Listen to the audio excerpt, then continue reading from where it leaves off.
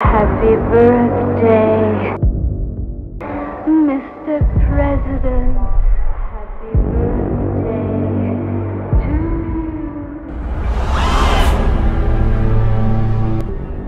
Cette histoire aurait pu faire penser à un conte de fées. C'est l'histoire d'une petite fille qui se faisait renvoyer d'une famille d'accueil à une autre et qui vivait des expériences plus horribles les unes que les autres. Elle devenait souvent la servante.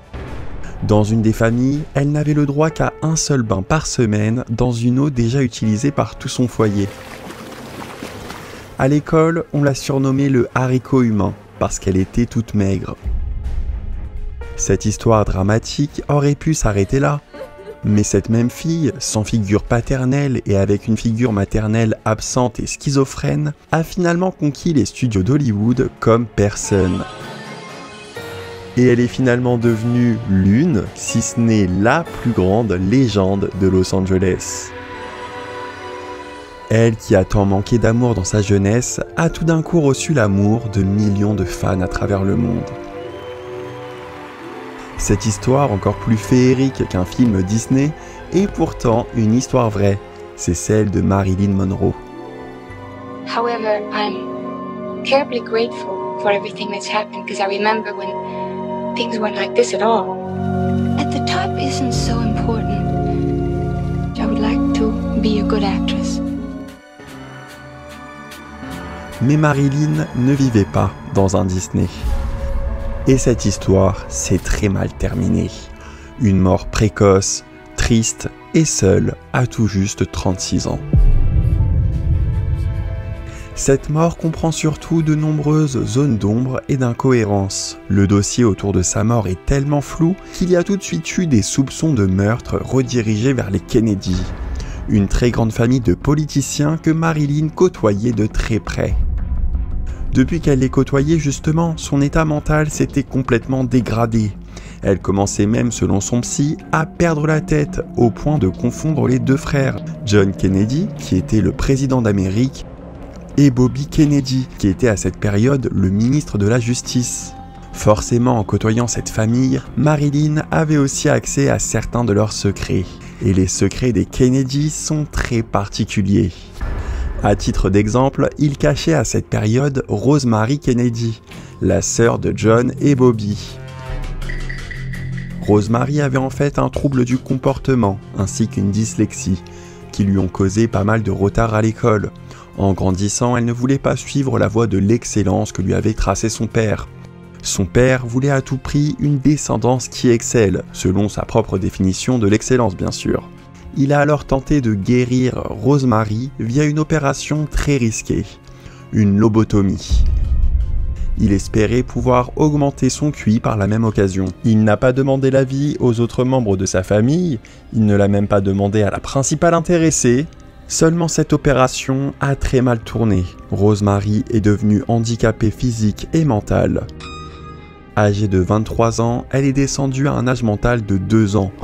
Elle a perdu la parole et la motricité. Son père l'a internée et n'a laissé aucun membre de sa famille voir ce qu'elle est devenue.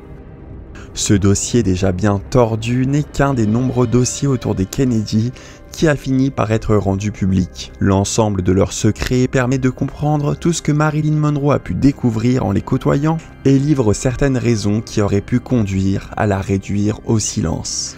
Parce que Marilyn n'était pas du genre à garder son silence. C'est ce qu'on a vu dans la première partie de cette vidéo.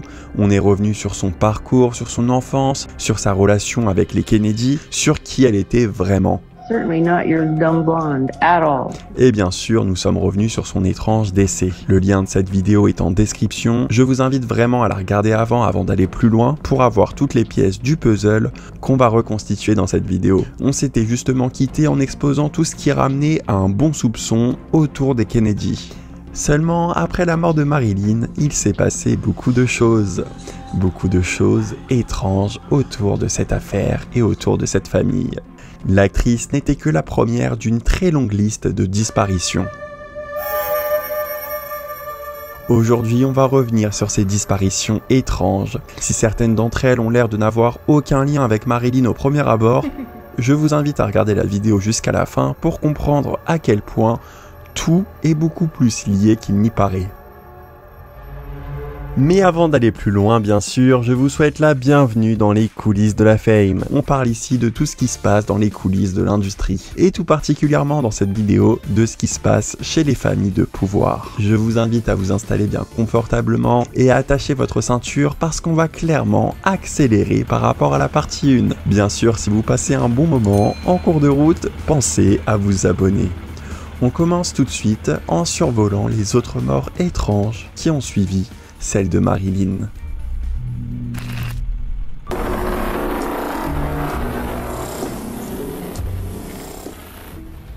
« 1963.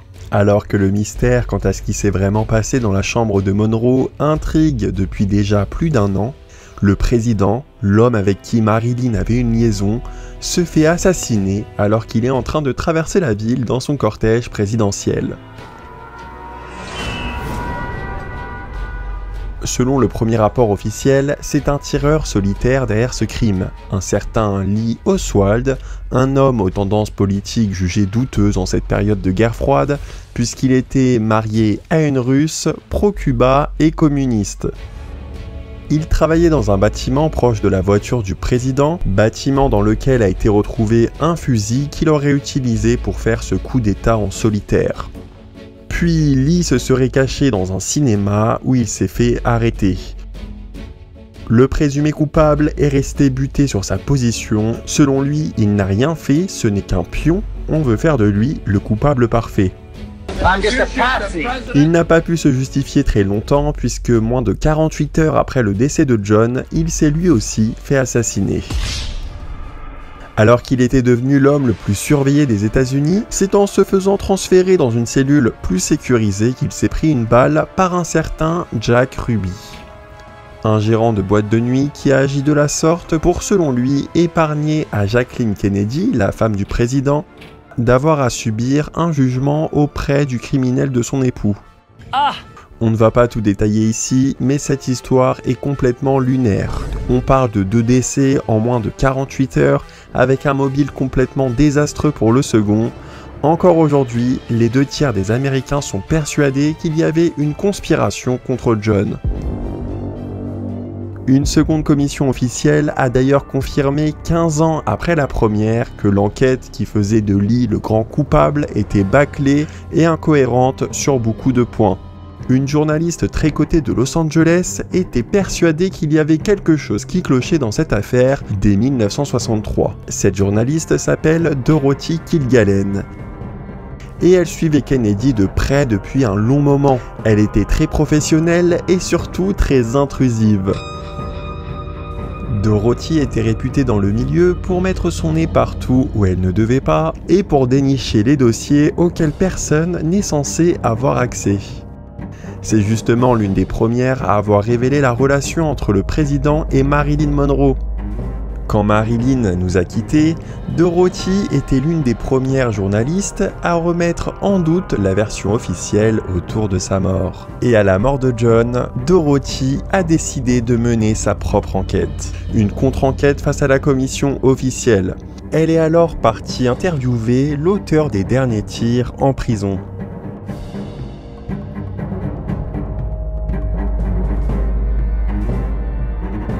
Elle a publié dans un article l'interrogatoire fait par la commission officielle auprès de Jack avant qu'il ne soit relayé.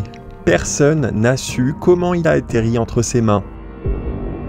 En ce qui concerne son propre interrogatoire qu'elle avait effectué auprès de Jack, elle le gardait secret jusqu'à la publication de son livre. Son livre, qu'elle ne s'arrêtait plus d'écrire, allait selon elle résoudre toute cette affaire. C'était l'affaire de sa vie. Elle avait prévenu son avocat quant à l'impact qu'aurait ce livre, qui allait selon elle bouleverser le monde pour les 100 prochaines années. Malheureusement, son livre n'est jamais sorti. Tous ses écrits n'ont jamais été retrouvés. Dorothy Kilgallen a été retrouvée morte chez elle avec les mêmes substances dans le corps que celles retrouvées dans le corps de Marilyn Monroe. Si l'actrice était très seule et n'avait pas de proches pour affirmer qu'elle allait bien dans ses dernières heures, pour les proches de Dorothy ça ne fait aucun doute, elle était en pleine forme et s'est faite assassiner. Parce qu'on parle d'une femme qui n'avait aucun antécédent de dépression ou de trouble mental et qui n'avait jamais pris cette substance. Elle sera surnommée aux États-Unis la journaliste qui en savait trop. She said if the wrong people knew what I know, it would cost me my life.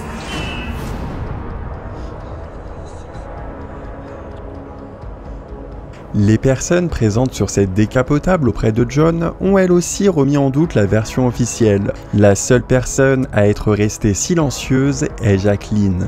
Son témoignage est scellé et il ne sera dévoilé au public qu'en 2039. On sait par contre qu'elle était détruite de l'intérieur. Dans les lettres qu'elle envoyait à son prêtre, elle expliquait qu'elle aurait préféré que ce soit elle qui meure dans cette voiture. Elle écrivait aussi que tout ce qui s'est passé lors du drame se réglera en temps voulu devant Dieu. L'Amérique a jugé l'attitude de Jacqueline comme celle d'une femme courageuse et pleine de sagesse. Mais une autre femme qui avait une relation avec John n'a pas du tout eu la même sagesse que Jacqueline. Il s'agit de Mary Pinchot, la fameuse seconde maîtresse de John qu'il a commencé à fréquenter alors qu'il côtoyait encore Marilyn Monroe. Mary est souvent présentée comme une énième maîtresse de John alors qu'en réalité elle n'avait rien à voir avec les autres. Déjà on peut noter que c'était une amie de Jacqueline et surtout qu'elle connaissait John depuis le lycée. C'est au bal de promo de John que le futur président et Mary Pinchot se sont rencontrés pour la première fois. Lors de cette soirée, tous les regards étaient tournés vers Mary. Mary ne faisait pas partie du lycée, mais tout le monde savait qui elle était. Mary est la petite sœur de Rosamund Pinchot, une grande actrice qui était souvent surnommée comme la plus belle femme d'Amérique.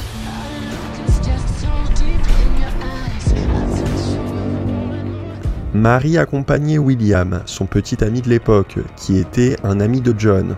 John a donc eu la chance de parler à cette fille qui était au cœur de toutes les discussions. Le feeling est justement très bien passé entre eux. Mary a même beaucoup marqué John parce que c'était une fille très différente de toutes les autres personnes de cette école.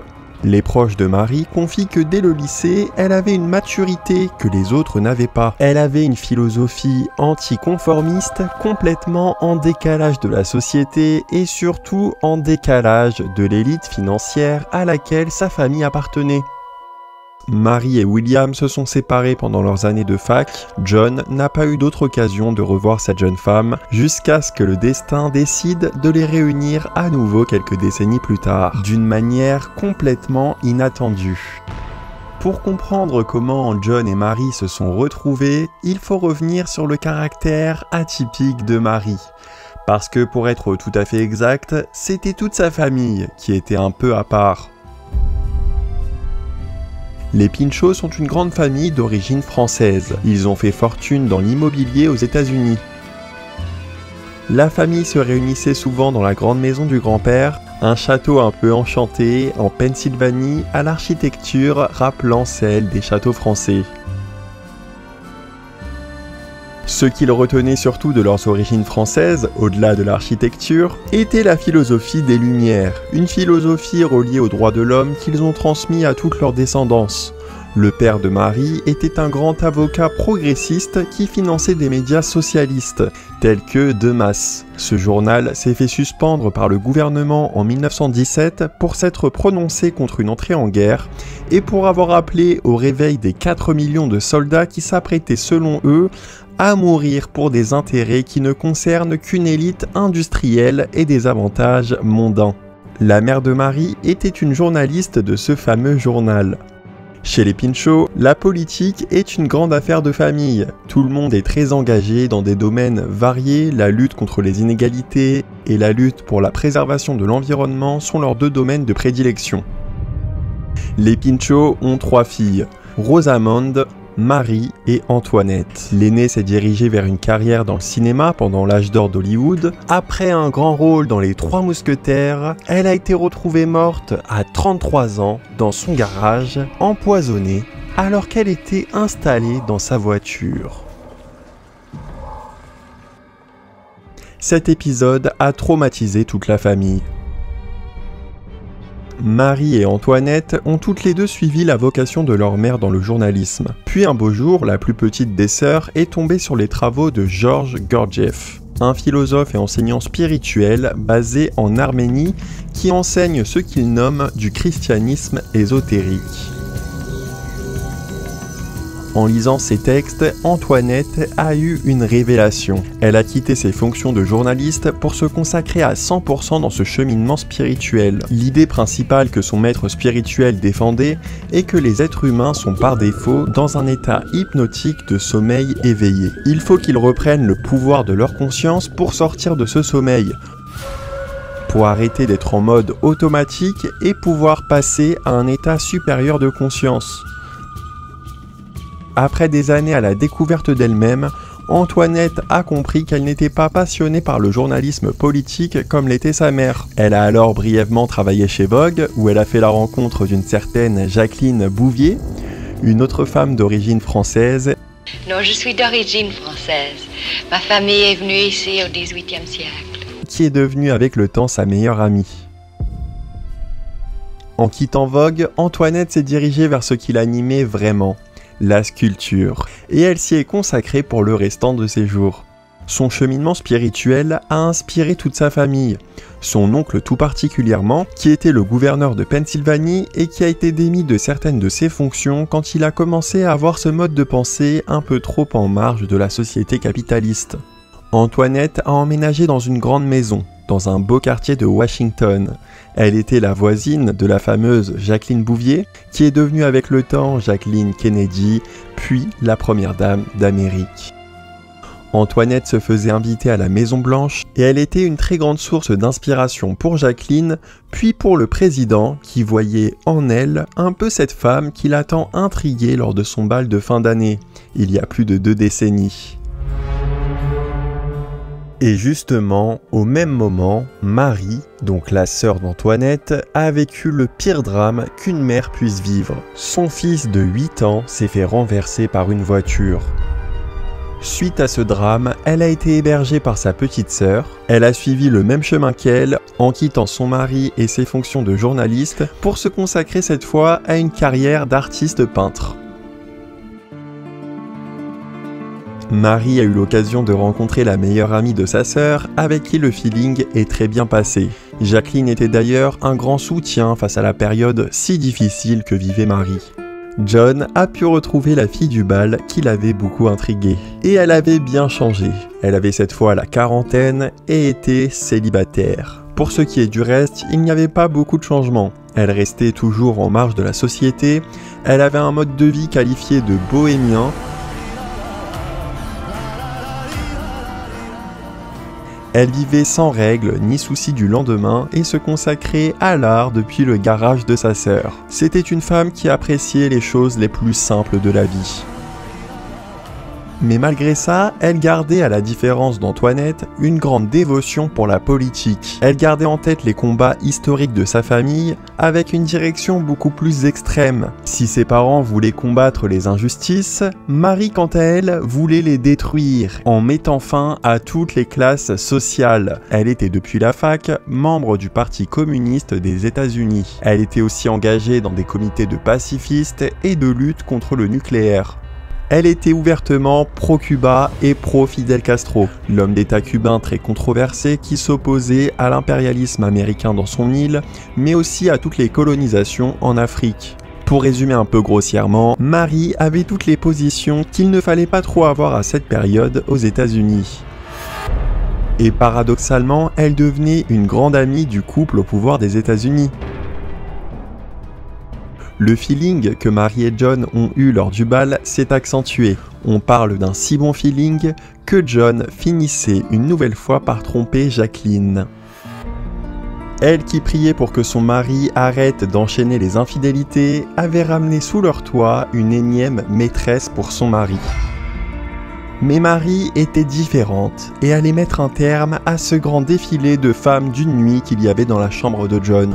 John, d'habitude très joueur, était très attaché à Mary. Son ami Charles Barnett affirme qu'il était même complètement amoureux d'elle et qu'il s'est livré à lui en expliquant ressentir des sentiments qu'il n'avait jamais ressentis avant. John a écrit une lettre depuis la Maison Blanche qui s'est faite intercepter par sa secrétaire qu'il a jugée trop dangereuse. On pouvait y lire « Mary, je sais que c'est imprudent, irrationnel, mais après toutes ces années, pourquoi ne me dis-tu pas simplement oui ?»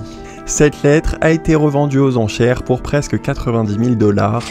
Elle nous montre que cette romance qui a duré presque 2 ans était très sérieuse. Mary était la face cachée de la Maison Blanche. Et c'était la face cachée derrière les distances que John a pris envers Marilyn du jour au lendemain. À la mort de son amour interdit, Mary, qui décidément enchaîne les drames, était au plus mal. Elle se sentait terriblement seule. Elle criait sur tous les toits, à qui veut bien l'entendre, que la version officielle sur la mort de John n'est qu'une vulgaire narrative qu'on veut faire croire aux masses. Elle disait aussi qu'elle se ferait sûrement tuer pour ce qu'elle est en train de dire. Et justement, moins d'1 an après la mort de John, alors qu'elle faisait son footing le long du canal, elle s'est faite sauvagement assassiner par un homme sorti de nulle part. L'homme qui a été décrit par les témoins a été retrouvé en train d'errer le long du canal. Il s'appelle Ray Crump et il avait l'air totalement perdu. Pendant son procès, alors que tout l'accablait avec une version très classique, celle d'un homme fou qui aurait fait une folie sans réfléchir, une folie dans laquelle Mary était juste au mauvais endroit au mauvais moment, le coupable parfait a finalement été innocenté, car en plus de ne pas avoir retrouvé l'arme du crime, il était jugé dans un état mental qui le rendait incapable de perpétrer un meurtre aussi furtif, précis et soigné. C'est le témoignage d'Antoinette qui a fait basculer le déroulement du procès, car elle affirmait que le jour du drame, un homme est venu chez elle pour récupérer les journaux intimes de sa sœur. Cette histoire de journal qui disparaît rappelle l'histoire d'une autre femme que fréquentait John. Quoi qu'il en soit, le meurtre de Mary Pinchot est officiellement, encore aujourd'hui, non élucidé.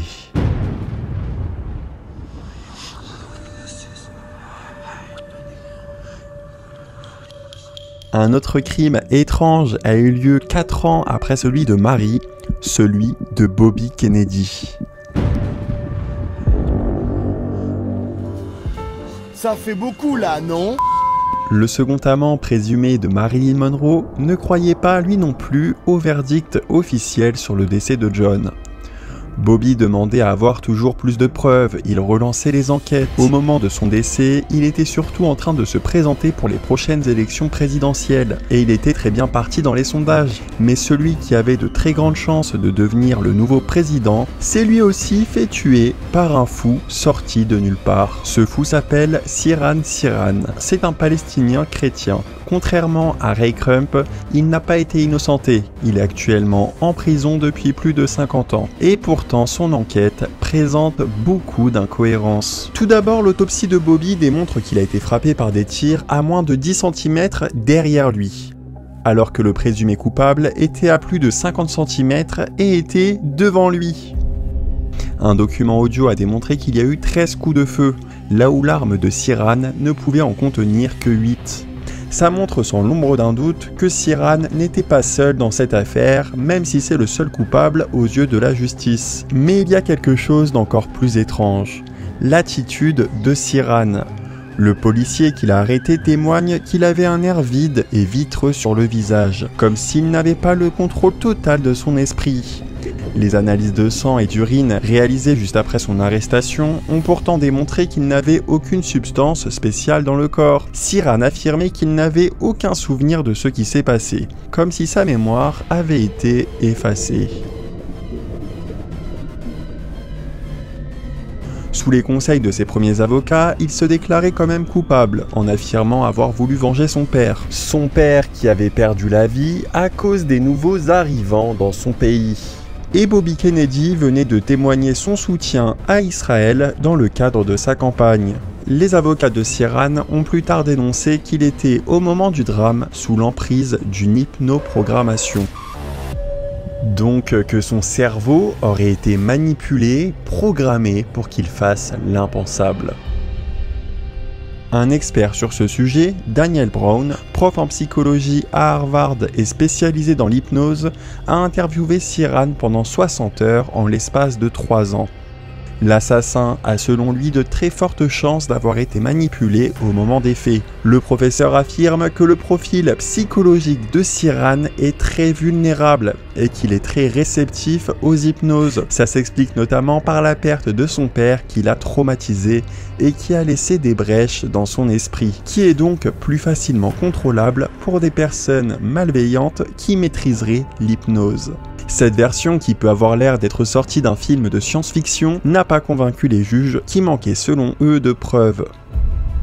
En 2019, les enfants de Bobby ont de nouveau relancé cette enquête. Ils demandent cette fois à ce que cette enquête soit reliée à celle sur John, mais aussi à 2 autres morts étranges, celle de Martin Luther King et de Malcolm X, 2 grandes figures militantes pour les droits civiques afro-américains qui sont morts en 65 et 68. Et justement, la deuxième enquête officielle sur la mort de John était en lien avec celle sur la mort de Martin Luther King. Alors on ne va pas développer ces 2 autres assassinats ici pour rester focus sur notre sujet principal, mais encore une fois, tout semble relié.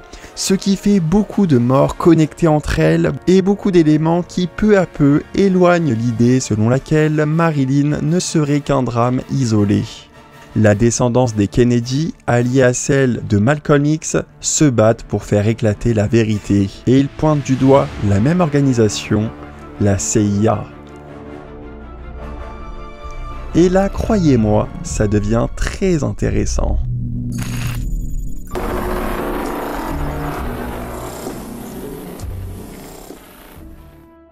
La CIA, c'est l'agence de renseignement chargée de la sécurité des États-Unis. Et selon Bobby Kennedy Jr., la plupart des personnes qui y travaillent sont de bonnes personnes, aux bonnes intentions, qui servent effectivement la sécurité du pays. Mais dans certaines branches se trouvent des personnes dépourvues d'humanité. Cette organisation, en collaboration avec certaines branches du FBI, surveillait justement certains acteurs. Marilyn Monroe et son entourage jugé communiste étaient dans la liste des personnes espionnées. Le détective Milos Periglio a travaillé pendant 20 ans sur l'affaire Monroe et il a mis la main sur certaines retranscriptions des appels de Marilyn mis sur écoute. Il affirme que ces documents sont authentiques, qu'il les a obtenus via un informateur de la CIA qui utilisait un pseudonyme pour garder son emploi. L'organisation par contre a démenti l'authenticité de ces documents. Un de ces appels que la CIA aurait retranscrit par écrit est daté à la veille de la mort de Marilyn. C'est un appel entre l'actrice et Bobby. Elle lui parlait de son journal intime qu'elle allait envoyer à la presse et d'une conférence qu'elle allait faire pour contrer leur projet d'assassinat de Fidel Castro.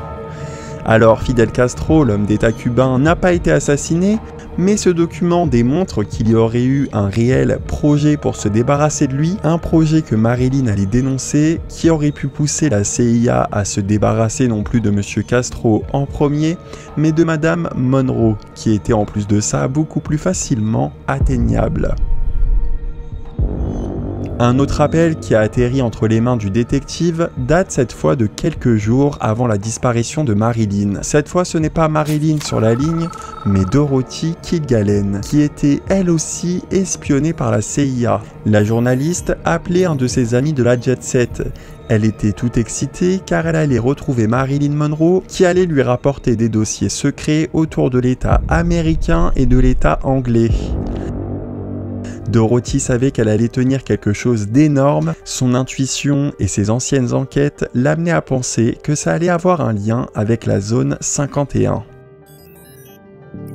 Alors ces documents laissent de nombreuses interrogations. Est-ce que Dorothy a eu le temps de les réceptionner? Est-ce que son intuition était la bonne? De quels documents s'agissait-il? Toutes les interprétations qu'on pourrait y faire manquent quand même de preuves, car comme on l'a dit, ça tient à un document qui est encore aujourd'hui non confirmé par l'organisation en question.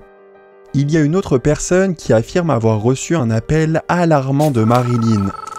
Cette fois, c'était le jour fatidique. Un certain José Bolaños. Un homme basé au Mexique, assez méconnu du grand public et pourtant ô combien important pour Marilyn et pour toute cette histoire. José et Marilyn ne se connaissaient pourtant que depuis 7 mois. 7 mois avant le jour fatidique, Marilyn s'était envolée pour Mexico. Elle était comme toujours accompagnée par sa gouvernante Eunice Murray. L'objectif derrière leurs mini-vacances était de trouver des meubles de style colonial mexicain pour la maison de Marilyn. L'actrice en a aussi profité pour se rendre dans les orphelinats mexicains, à qui elle faisait des gros chèques, et elle est aussi discrètement partie dans les studios de cinéma de Mexico. C'est dans ces studios qu'elle a rencontré un scénariste, un certain José Bolaños. Entre José et Marilyn, c'était directement le coup de foudre. Pour la presse des pays d'Amérique latine, il s'agissait d'un amour de vacances, un amour qui a duré 10 petits jours, 10 jours durant lesquels Marilyn avait enfin retrouvé son sourire. Un mois après leur rencontre, Marilyn invitait José à LA. Il l'accompagnait pour la prestigieuse soirée des Golden Globes. Pendant cette soirée, les Américains se demandaient qui était cet homme. La CIA s'est elle aussi posé la question. Et ils ont découvert les tendances politiques de ce fameux José, et ça s'est vite compliqué. José est membre du Parti communiste du Mexique. Il est ouvertement pro-Cuba et même pro-URSS.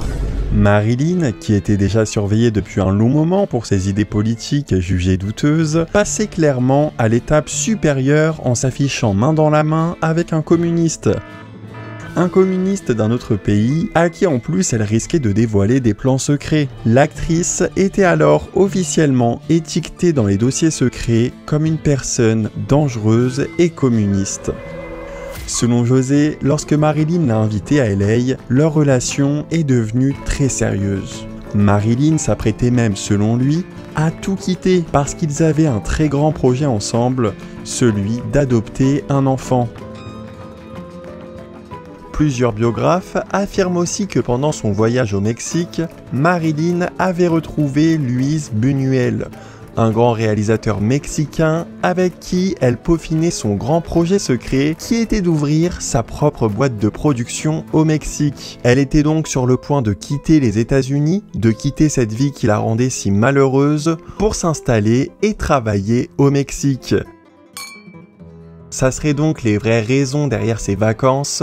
Aller chercher des meubles n'aurait été qu'un prétexte. Le fait qu'elle ait voulu ouvrir sa propre boîte de production n'est pas du tout étonnant. Marilyn avait déjà ouvert sa propre boîte de production à Hollywood. C'était 8 ans plus tôt, à tout juste 28 ans. C'était au moment où elle commençait sa révolte contre l'industrie, au moment où elle dénonçait tous les loups des studios qui abusent des jeunes actrices. Marilyn voulait se détacher de ce milieu, avoir enfin le droit au respect et à des rôles différents de ceux de la blonde stupide qu'on l'a forcée à faire. Elle a alors créé la Marilyn Monroe Production. Elle a été aux commandes de 2 films, mais finalement son entreprise a coulé à l'eau à cause entre autres des grandes sociétés qui ont entamé d'énormes batailles juridiques contre elle. Pour ses 36 ans, Marilyn voulait sa revanche. Elle avait compris qu'à Hollywood, on lui mettrait toujours des bâtons dans les roues, alors c'est au Mexique qu'elle aurait voulu s'émanciper. Le jour de son dernier anniversaire, Marilyn a contacté un ami photographe de longue date. Elle voulait faire un shooting sur la plage avec ce gilet mexicain qu'elle avait déniché pendant son voyage à Mexico pour seulement 5 $. Elle envoyait ici un message extrêmement fort, celui du mélange culturel. À une période où il ne fallait qu'encourager la culture nouvelle des États-Unis, Marilyn voulait mettre en avant un tissage de laine de mouton directement hérité des traditions pré-hispaniques. Elle voulait aussi envoyer un message de simplicité avec une veste pas chère et mixte, complètement en décalé face à la culture américaine. C'était un pari réussi parce qu'elle a fait de ce gilet une pièce de mode complètement à part. Ces images sont les dernières photos professionnelles de Marilyn qui nous quittait moins de 3 semaines plus tard. Son photographe confie que 2 jours avant sa mort, elle l'avait à nouveau contacté. Elle voulait cette fois le voir de toute urgence et ne voulait pas lui dire de quoi il s'agissait au téléphone. Il était en week-end, loin de Los Angeles, donc il n'avait programmé de la voir que lundi. Malheureusement, elle est décédée dans la nuit du dimanche. Ce photographe a d'ailleurs confirmé que selon lui, Marilyn a bien été assassinée parce que contrairement à ce qu'on entend souvent à son sujet, elle allait très bien dans ces dernières semaines. Il n'a par contre jamais voulu en dire plus, comme s'il savait qu'en parlant, il risquait de lui arriver quelque chose. José Bolaños garde lui aussi un grand mystère sur le dernier appel qu'il a reçu de Marilyn. Cette fois, c'était le jour fatidique, quelques heures seulement avant le drame. Elle lui a dit quelque chose qui, selon lui, un jour choquera le monde entier. Le témoignage de José, pourtant essentiel dans cette enquête, n'a pas été reçu dans les enquêtes officielles qui l'ont jugé comme un charlatan communiste qui s'inventait des vies. Notamment parce que Marilyn n'a parlé à personne de cette relation et de leurs projets secrets qu'ils avaient ensemble. Et en plus de ça, pendant cette période où ils étaient selon José en relation sérieuse, elle était très proche de Bobby et a fait son fameux Happy Birthday pour John. Ces éléments rendent sa version de relation sérieuse beaucoup moins crédible. José a quand même maintenu cette version et ce grand secret autour de leur dernier appel jusqu'à la fin de sa vie. Quoi qu'il en soit, Marilyn et José n'étaient pas les seules personnes surveillées par la CIA. Il a aussi été confirmé que Mary Pinchot était sur la liste des personnes espionnées. Forcément, c'est pas si étonnant, vu les idées qu'elle défendait, qui rappellent celles de José, et vu son rôle de plus en plus important à la Maison Blanche. Le jour de son dernier footing, son journal a été récupéré par James Angleton. C'est la sœur de Marie, Antoinette, qui a livré ce nom lors du procès contre Ray Crump. Ce nom a surpris le tribunal puisque James Angleton n'est nul autre que le dirigeant du contre-espionnage de la CIA. Cet homme réputé très impulsif s'est d'ailleurs fait diagnostiquer paranoïaque. Il voyait des agents doubles partout et des menaces communistes en chaque personne trop socialiste. À l'inverse de Marilyn, Marie connaissait très bien les projets secrets de cette agence de renseignement. Son ex-mari était Cord Meyer, le principal adjoint de la CIA.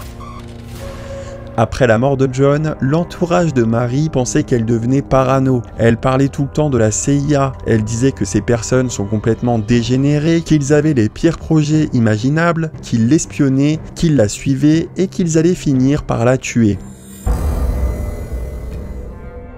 Même si elle avait terriblement peur, Marie a toujours continué à les dénoncer publiquement. Elle comparait leurs projets à ceux de Machiavel. Alors Marie était une femme très instruite qui n'utilisait sûrement pas cette comparaison au hasard. Alors on va brièvement zoomer sur qui était Machiavel pour comprendre concrètement quels sont vraiment leurs projets. Machiavel était un diplomate italien du XVe siècle. Sa vision du pouvoir était qu'il faut maintenir tout le monde sous contrôle via la peur. Il faut tuer ses opposants quand c'est nécessaire. Et enfin, règle ultime, diviser pour mieux régner. Toutes les idées tordues de Machiavel ont créé un nouveau mot dans le dictionnaire, machiavélique. Un homme est souvent surnommé comme le jeune Machiavel des temps modernes, il s'agit d'Edward Bernays. Cet homme de l'ombre est l'un des pionniers de la propagande. Il a utilisé tout le travail de son oncle, qui n'est nul autre que le très célèbre Sigmund Freud, qui étudiait l'inconscient, pour influencer l'inconscient collectif vers les bénéfices de certaines organisations pour lesquelles il a travaillé. Concrètement, Edward Bernays a réussi à rendre la cigarette populaire chez les femmes en l'assimilant à une sorte d'émancipation dans l'imaginaire collectif. Il a aussi réussi à rendre l'armée attractive et à faire basculer une Amérique pro-pacifiste à une Amérique prête à entrer en guerre en 1917. Selon Bernays, tout notre système fonctionne grâce à une minorité intelligente qui garde le pouvoir et qui prend toutes les décisions. La seule chose qu'ils ont à faire ensuite, c'est de modeler la masse populaire via des messages inconscients pour leur faire accepter ces décisions et pour qu'ils aient l'impression qu'ils en sont à l'origine. Bernays, qui a l'air d'être une personne horrible dit comme ça, défendait quand même l'idée que ces techniques devaient être mises au service de l'intérêt commun. Et elles ne doivent pas rester secrètes. C'est pour cette raison qu'il a écrit des livres dans lesquels il dévoile toutes ces techniques. Le Machiavel original aurait pour sa part utilisé toutes ces techniques sur l'inconscient au service de ses propres intérêts. Et justement, ça n'a été dévoilé que dans les années 70, mais la CIA étudiait entre 1953 et 1970 l'inconscient via des projets secrets. Il s'agit des projets MKUltra. Ce sont ces personnes, qui sont les dirigeants de la CIA, qui ont lancé des expériences clandestines pour déceler tous les moyens permettant de contrôler un esprit humain. Ils utilisaient de l'hypnose, des lavages de cerveau, certaines substances et plein d'autres procédés. Leur but était simple, changer le comportement des gens, contrôler totalement un individu au point qu'ils puissent exécuter leurs ordres contre leur volonté et contre leurs instincts naturels. L'ensemble des études sur l'inconscient démontrent qu'entre 90 et 95% de nos décisions sont guidées par notre inconscient. Donc en contrôlant cette partie, on contrôle une personne, voire tout un peuple, sans qu'ils ne s'en rendent compte. C'était le but de ces recherches qui ont coûté des millions de dollars et qui avaient comme objectif principal de lutter contre les communistes. Et la seule explication qu'on m'a donnée est que la fin justifie les moyens et que je servais ma patrie dans ses efforts valeureux pour lutter contre le communisme. Ces expérimentations secrètes ont été dévoilées à la suite d'une enquête supervisée par un grand sénateur. Mais pas par n'importe lequel, par Edward Kennedy, le frère de John et Bobby, le survivant de la famille. Si les Kennedy étaient les coupables parfaits pour l'affaire Monroe, ils ont plutôt l'air d'être les victimes de la même organisation. Et surtout, cette famille faisait plutôt partie des personnes qui combattaient les plans machiavéliques. Les Kennedy ont depuis le tout début joué à un jeu très dangereux.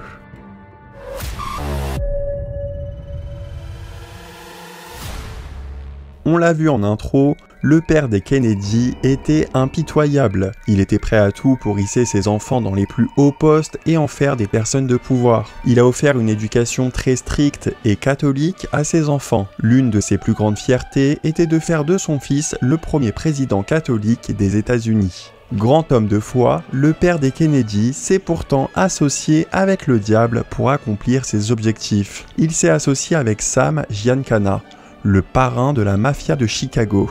Cette mafia est, selon le fils de Bobby, la face cachée de la CIA. Cette mafia était connue pour fréquenter une boîte de nuit qui appartenait à l'assassin du présumé assassin de Kennedy. La mafia a financé la campagne de John Kennedy. C'est une rumeur de très longue date qui a été confirmée par les enfants du mafieux. Les Kennedy avaient donc bel et bien une faveur envers cette famille. D'ailleurs, le père des Kennedy avait sûrement fait marcher ses grands contacts pour trouver à Rosemary cette opération qui a ruiné sa vie. Ce dont on a parlé en intro de cette vidéo, puisqu'à cette même période, la CIA expérimentait les lobotomies pour améliorer un cerveau humain. Mais quand cette alliance mafia-Kennedy a réussi à hisser John à la Maison Blanche, il leur a tourné le dos. Il a viré le patron de la CIA et a mis son frère en mission contre les crimes organisés. John Kennedy avait un point commun avec Marilyn Monroe, un combat profond contre les inégalités. Il a mis fin à de nombreuses mesures discriminatoires alors que son propre gouvernement était favorable à la ségrégation raciale qui avait des avantages économiques. Dans ses politiques étrangères, Kennedy était jugé très pacifiste. This moment of national independence for the people of Algeria, I congratulate them. I congratulate them as President of the United States on behalf of peace and prosperity and the progress of your people and mine. En 1962, Marilyn nous quittait, mais c'était surtout une année très critique. Nous étions au bord d'une troisième guerre mondiale, avec un blocus naval à Cuba qui s'envenimait. Tous les conseillers de John lui avaient mis les feux verts pour attaquer l'URSS, mais John Kennedy refusait et a finalement opté pour une solution diplomatique. ce qui a permis d'éviter le pire, parce que bien sûr ces deux puissances étaient dotées de l'arme nucléaire, donc une attaque aurait très certainement conduit à un ravage interplanétaire. L'année suivante, l'année de son décès d'ailleurs, John signait un pacte avec les Russes pour une interdiction partielle d'essais nucléaires. Il voulait éviter tous les déchets radioactifs qu'il pouvait entraîner. L'assistant de Kennedy confie qu'à cette période, une femme se cachait dans l'ombre de toutes ces grandes décisions. Et ce n'est ni Jacqueline ni Marilyn, mais sa maîtresse, Mary Pinchot. Il déclarait que la vision du monde du président avait totalement changé à son contact. Cette femme a, selon lui, créé une paix insoupçonnée pendant les périodes les plus effrayantes de la guerre froide. John et Mary avaient ensemble une vision pour un monde plus juste, un monde dans la paix. John a tenu ce discours emblématique. Is that we all inhabit this small planet. We all breathe the same air. We all cherish our children's futures. And we are all mortal. Ce discours sur la paix a été acclamé et diffusé à une heure de grande écoute chez les soviétiques. Il a débloqué un énorme éveil de conscience dans le monde et surtout chez les Américains. Quelques années plus tard, pour la première fois, la jeunesse américaine refusait de se battre alors qu'on les attendait pour représenter l'Amérique au Vietnam. Tenir la paix quand on est l'homme au pouvoir des États-Unis est un jeu très dangereux. John se faisait beaucoup d'ennemis en interne. Un ennemi complètement passé sous radar dans la liste, mais pourtant bien réel, était l'État d'Israël. Un État qui est pourtant censé être un pays allié. Un télégramme déclassifié en 1990 et rendu public en 2019 démontre que John demandait à ce que Dimona, la centrale du pays, soit inspectée par une agence internationale de l'énergie atomique. Il voulait aussi arriver à une entente et une équité avec les Palestiniens, selon l'historien israélien Avner Cohen. John Kennedy demandait aussi à inspecter lui-même tout ce qui se passait dans son pays, à voir tout ce que faisait concrètement la CIA pour maintenir la sécurité dans le pays. Et c'est pendant cette période qu'il a tenu un étrange discours dans lequel il expliquait qu'il allait combattre fermement les organisations secrètes qui étaient contraires à la démocratie. The very word secrecy is repugnant in a free and open society. Pour beaucoup d'Américains, c'est avec ce discours que John a creusé sa propre tombe. À sa mort, son père constatait où sa soif de pouvoir l'avait amené. Et contre toute attente, il s'opposait à ce que Bobby tente lui aussi de devenir président, par peur qu'il lui arrive la même chose que John. Mais Bobby n'a pas écouté son père. Il voulait suivre le chemin de son frère, prendre sa revanche. Sa vision du monde avait à lui aussi beaucoup changé après toutes ces épreuves. Il remettait en question notre façon de mesurer la valeur d'un pays avec sa croissance économique, alors que ce n'était selon lui plus ça qui donnait vraiment de la valeur à la vie. Sa vision du monde s'était élargie. Bobby tenait des discours similaires à ceux de John et il a eu la même fin que lui. Edward Kennedy a alors dit de Bobby qu'il a vu le mal et qu'il a essayé de l'enrayer, qu'il a vu la souffrance et qu'il a essayé de la guérir, et enfin qu'il a vu la guerre et qu'il a essayé de l'arrêter. Quand l'Amérique était une deuxième fois en deuil national, les projets sur l'inconscient étaient encore une fois en train de se poursuivre dans le plus grand des silences. Toutes les personnes qui sont décédées entre la mort de Marilyn et celle de Bobby étaient d'une manière ou d'une autre des obstacles à ces projets secrets. Edward Bernays, le grand hacker de l'inconscient, confirme dans ses livres que pour garder le pouvoir via l'inconscient, tout ce qu'il faut faire, c'est s'adresser aux archétypes, aux symboles et représentations qui s'ancrent dans l'inconscient. Marilyn Monroe devenait justement, malgré elle, un archétype. C'était une représentation que les masses copiaient. Mais visiblement, dans les derniers mois de sa vie, cet archétype parfait commençait à changer d'état d'esprit.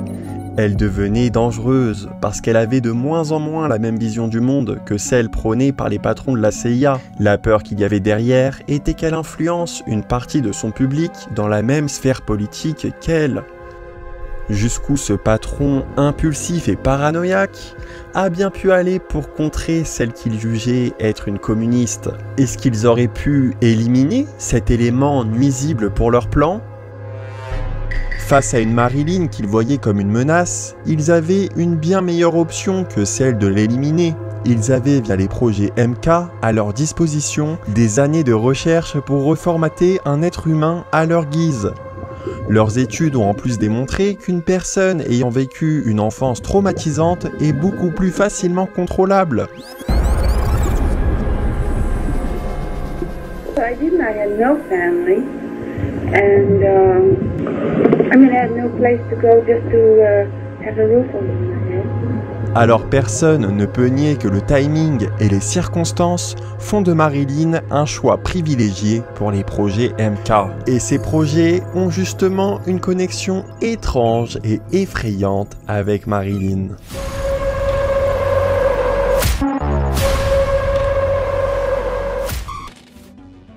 En 1961, Marilyn s'est fait interner pendant 5 jours dans un hôpital psychiatrique. Elle avait une peur bleue d'arriver à ce genre d'endroit qui lui rappelait le destin de sa mère. Son entourage confirme qu'elle n'aurait jamais accepté de son plein gré d'y mettre les pieds. Ce qui est suspect, c'est qu'elle était hospitalisée à Payne Whitney, un institut relié au projet MK. Certains médecins de cet hôpital faisaient partie des sombres projets. Depuis cet institut, Marilyn a été prise en photo. Ces photos rappellent étrangement les images officielles des sombres projets, même si chacun est libre de se faire sa propre interprétation. Depuis cet hôpital, Marilyn a écrit une lettre à Paula et Lee Strasberg, ses anciens coachs. Le contenu de cette lettre fait froid dans le dos. Elle écrivait de manière brouillonne et bourrée de fautes d'orthographe « Je suis enfermée avec des pauvres cinglés. Ils me droguent. Je suis sûre de finir folle si je reste dans ce cauchemar. S'il vous plaît, aidez-moi. » On ne sait pas comment ont réagi les Strasberg à cet appel à l'aide, mais la lettre a fini par se faire revendre aux enchères pour 30 000 $. D'ailleurs, cette lettre, au contenu plus que choquant, a été dévoilée par la United Press International, une des plus grandes agences de presse au monde du XXe siècle. Donc autant vous dire que c'est une source très fiable. Et étrangement, cette lettre n'a pas du tout été médiatisée au sein des autres journaux, qui sont pourtant en boucle sur tous les faits et gestes et scandales les plus minimes des célébrités. Cette lettre et toute cette affaire ont plutôt été étouffées par les médias. La presse parlait plutôt de Marilyn comme d'une femme malheureuse, voire comme d'une femme qui perdait totalement la tête. C'est son psychanalyste, Ralph Grinson, qui a beaucoup contribué à cette réputation de femme folle. Il disait que Marilyn devenait paranoïaque, comme l'était sa mère, en soulignant que cette maladie peut être héréditaire. Marilyn confondait selon lui les deux frères Kennedy. À en croire son psy, Marilyn tombait clairement dans la folie. Mais à en croire le beau-frère des Kennedy, Peter Lawford, Marilyn tombait surtout dans les bras de son psy. Il soupçonnait M. Grinson d'avoir une réelle emprise sur l'actrice. Le beau-frère des Kennedy est la toute dernière personne à avoir eu Marilyn au téléphone. C'était dans la nuit du drame. Il était avec ses amis et a eu l'idée d'appeler Marilyn pour lui proposer de les rejoindre. Seulement Marilyn était complètement ailleurs au téléphone. Il affirme qu'elle était sans aucun doute sous l'emprise de certaines substances. Elle a conclu cet appel en disant d'une voix éteinte: dis au revoir à Pate, dis au revoir au président et dis au revoir à toi parce que tu es un gars bien.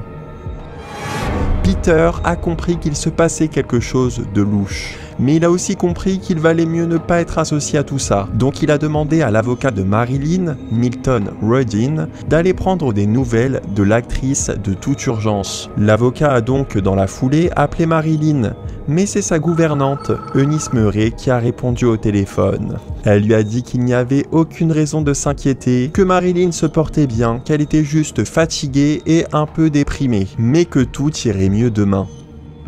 Eunice Murray, cette gouvernante si spéciale, n'a pas été embauchée par Marilyn, mais par Ralph Grinson. Elle devait faire des remontées sur tout ce que fait Marilyn au psy de l'actrice. C'était sa procédure médicale. En plus de voir Marilyn tous les jours, il avait passé 6 heures avec l'actrice lors de son dernier jour. Ralph Grinson avait arrêté tous ses autres contrats pour se consacrer à 100% sur la guérison de Marilyn. Dans les autres clients qu'a pu avoir ce psy très investi, on retrouve Frank Sinatra, un chanteur affilié à la même mafia dont les Kennedy voulaient se détacher. Frank Sinatra confirmait d'ailleurs dans les dernières années de sa vie que Marilyn a bel et bien été assassinée et qu'il ne s'en est jamais remis. Mais alors pour qui travaillait vraiment ce psy derrière les grandes stars d'Hollywood ? Dans un appel téléphonique enregistré, on peut entendre Ralph Grinson parler du lourd fardeau qu'il doit garder. I can't explain myself or defend myself without revealing things that I don't want to reveal. I feel like I have to say I can't talk about it because I can't tell the whole story. Mais alors qui est-ce qu'il protège ? Qu'est-ce qu'il ne veut pas révéler ? Ce qui est factuel, c'est qu'il était dans le même sujet d'étude que celui des projets MK. Ceux de l'inconscient, ceux qui visent à remodeler cette partie de nous-mêmes qui nous échappe et qui nous maîtrise. Mais alors est-ce qu'il voulait vraiment le bien de Marilyn ? L'actrice a commencé à voir ce psy quand elle était en couple avec Arthur Miller. C'était pendant l'une de ses grandes dépressions. Le père d'Arthur Miller, qui parle toujours de Marilyn avec beaucoup de tristesse et d'émotion, explique que Marilyn était la personne la plus pure qu'il connaisse, mais qu'elle avait aussi 2 personnalités plutôt qu'une. Elle passait parfois de l'une à l'autre sans trop de raison. Faute d'une meilleure description, il s'était amusé à appeler une Marilyn irlandaise et une autre Marilyn américaine. La Marilyn irlandaise était rêveuse et poétique, Marilyn américaine était efficace et autonome. Si ces anecdotes sont racontées avec une touche d'humour parce que M. Miller n'y voyait pas de mal, c'est clairement l'un des symptômes d'un trouble de la personnalité, un des principaux effets secondaires qu'ont pu avoir les ressortissants des projets MK. Si la plupart des victimes de ces projets n'étaient que des cobayes, Marilyn, pour sa part, était un vrai symbole que les masses copiaient. Et pire encore, tout au long de sa carrière, elle était aussi un réel instrument politique, un instrument de guerre. Elle était partie en Corée pour motiver les troupes.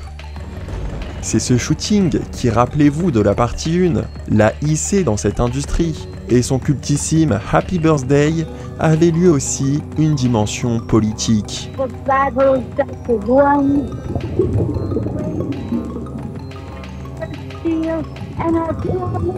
Cette dimension politique qu'elle prenait était complètement à l'opposé de ses convictions profondes qu'on a déjà bien détaillées dans la partie 1. Et si elle a été conditionnée à devenir cet outil politique, il n'est pas étonnant qu'il y ait eu, comme pour tout abus de contrôle mental, des effets secondaires. Avec bien sûr tous les troubles mentaux qu'elle commençait à avoir. Tous ces symptômes sont d'ailleurs les mêmes que ceux d'une autre célébrité qui a influencé toute une génération elle aussi et qui était sous l'emprise de mauvaises personnes, Britney Spears. En plus de lui ressembler physiquement, Britney souffre aussi de paranoïa et d'un genre de trouble de la personnalité. Plusieurs personnes de son entourage affirment qu'elle passait elle aussi d'une personnalité à une autre sans aucune raison. Elle a aussi à plusieurs reprises été aperçue en faisant un accent britannique.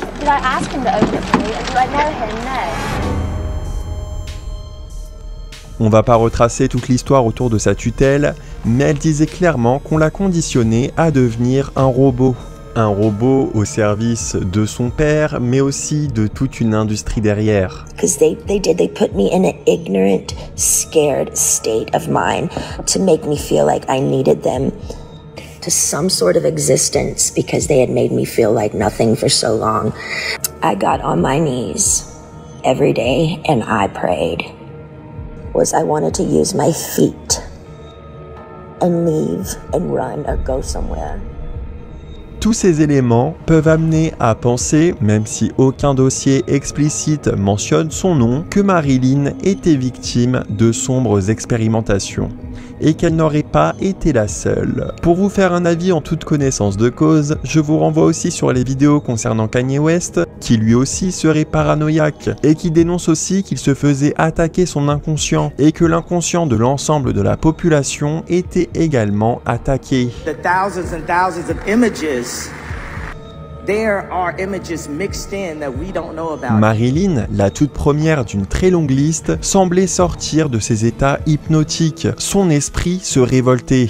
Et il faut dire que malgré son enfance traumatisante, Marilyn n'était pas du tout la meilleure personne pour ce genre de projet. Elle était très lucide sur le monde. Elle était quand même mariée à Arthur Miller, le grand dénonciateur des valeurs illusoires de la société. Elle aurait donc été beaucoup moins propice à se faire incorporer des valeurs illusoires. Et surtout, Marilyn s'était déjà attaquée à son inconscient. Parmi les 400 livres retrouvés dans sa bibliothèque, Marilyn avait été très marquée par l'interprétation des rêves de Sigmund Freud. Selon l'auteur, ce qu'on vit la nuit a une signification. Ce sont des messages cryptés de notre inconscient.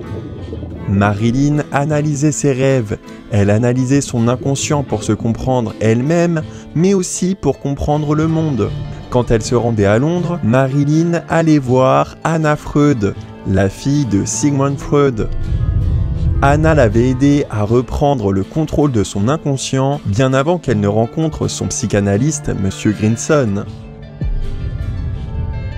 Dans son testament, Marilyn livrait un quart de son héritage à la fondation d'Anna Freud. C'est une fondation qui s'occupe des orphelins pour leur offrir des soins psychologiques et leur permettre de guérir leur traumatisme. Marilyn savait à quel point toutes les clés sont dans l'esprit. Son esprit était donc difficilement contrôlable. Et dans les derniers mois de sa vie, l'esprit de Marilyn semblait même être totalement de retour. Elle avait peut-être même compris tout ce qui se passait derrière son dos depuis tout ce temps. Souvenez-vous, elle aurait mis la main sur certains dossiers selon Dorothy. Souvenez-vous aussi des derniers mots qu'elle a adressés à son photographe, mais aussi de ceux qu'elle a adressés à José. Elle détenait quelque chose qui un jour choquera le monde entier. L'équipe qui était avec elle le soir du drame, bien sûr reliée à une organisation bien plus grande, dont faisait d'ailleurs peut-être partie Bobby, qui à cette période-là n'était pas du tout le Bobby qui s'est fait assassiner, aurait pu tenter, le soir du drame, des choses beaucoup trop risquées pour contrôler de nouveau Marilyn. Eunice Murray affirmait que tout irait mieux pour Marilyn le lendemain, donc elle semblait vraiment penser que tout allait s'arranger parce que leurs petites opérations devaient être habituelles pour eux. Mais ce soir-là, ils seraient partis trop loin, une sorte d'erreur médicale qu'ils auraient maquillée. Cette erreur médicale fait penser à celle faite sur le roi de la pop, qui lui aussi devenait difficilement contrôlable. Il était diagnostiqué paranoïaque et dénonçait pas mal de choses.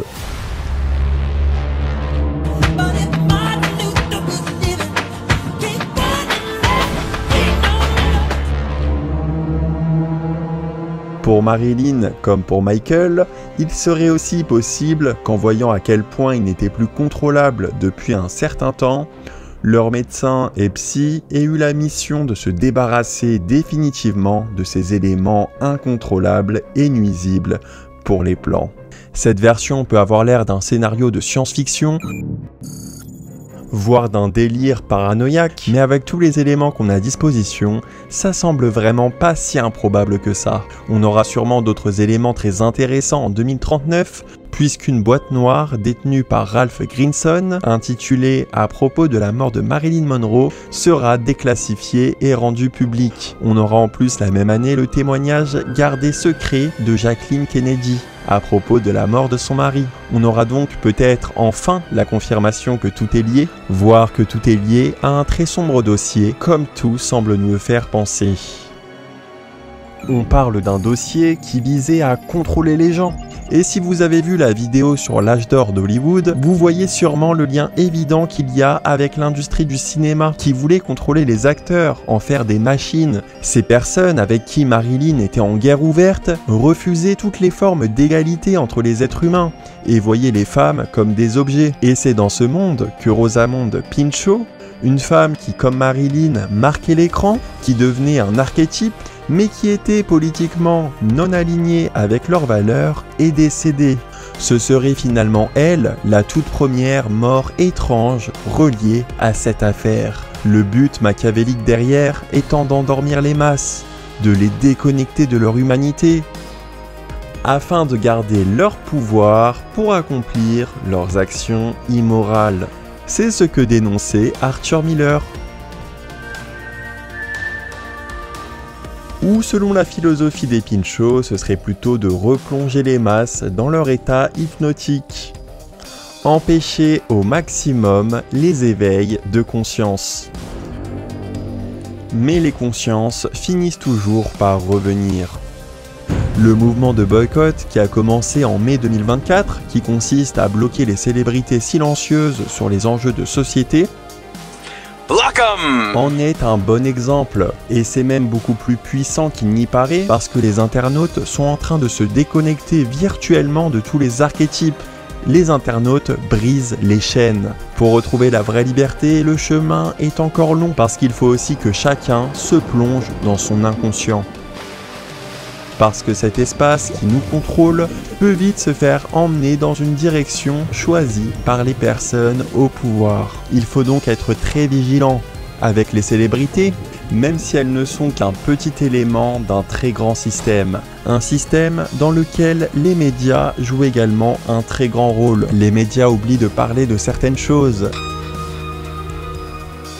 et peuvent même très vite nous faire détester les opprimés pour aimer les oppresseurs. Ces mots qui résonnent avec ceux d'Angelina Jolie To condition people to accept violence sont pourtant ceux de Malcolm X.